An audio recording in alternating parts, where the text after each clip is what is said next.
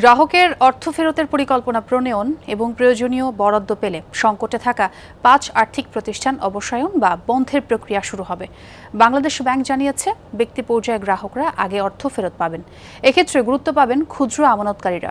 পর্যায়ক্রমে অর্থ পাবেন প্রাতিষ্ঠানিক গ্রাহকরা। অবশ্য অন্যান্য দুর্বল আর্থিক প্রতিষ্ঠানের ক্ষেত্রে অবসায়নের বিকল্পও ভাবা হচ্ছে। সেগুলো নির্দিষ্ট সময়ের মধ্যেই ঘুরে দাঁড়াতে ব্যর্থ হলে চূড়ান্ত সিদ্ধান্ত নেবে বাংলাদেশ ব্যাংক।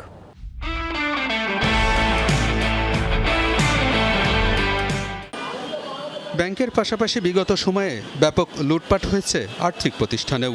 আলোচিত পিকে হালদার একাই খালি করে দিয়েছে অন্তত 4টি প্রতিষ্ঠান।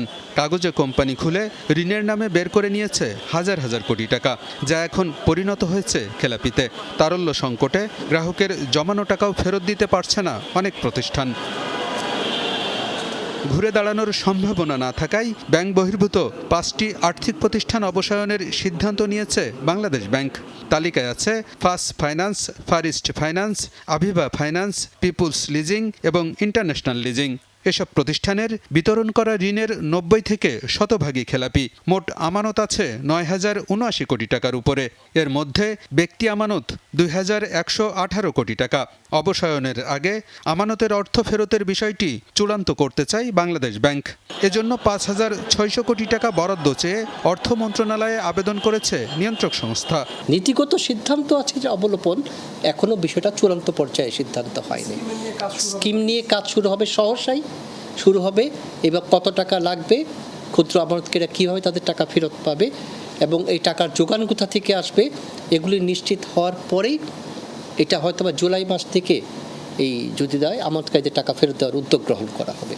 অন্তর্বর্তী সরকারের সময়ে 20টি দুর্বল আর্থিক প্রতিষ্ঠান চিহ্নিত করে বাংলাদেশ ব্যাংক।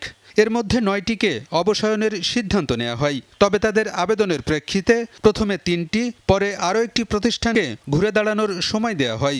ব্যর্থ হলে তাদেরও একই পরিণতি হবে বলে জানিয়েছে বাংলাদেশ ব্যাংক।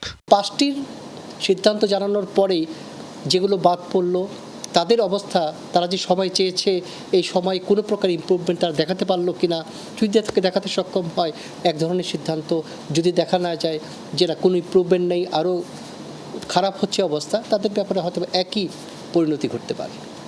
দুর্বল প্রতিষ্ঠান অবসায়নের বিষয়ে বাংলাদেশ ব্যাংক নীতিগত সিদ্ধান্ত নিলেও বিকল্প নিয়ে সরকারের সাথে আলোচনা হতে পারে বলেও জানিয়েছে বাংলাদেশ ব্যাংক।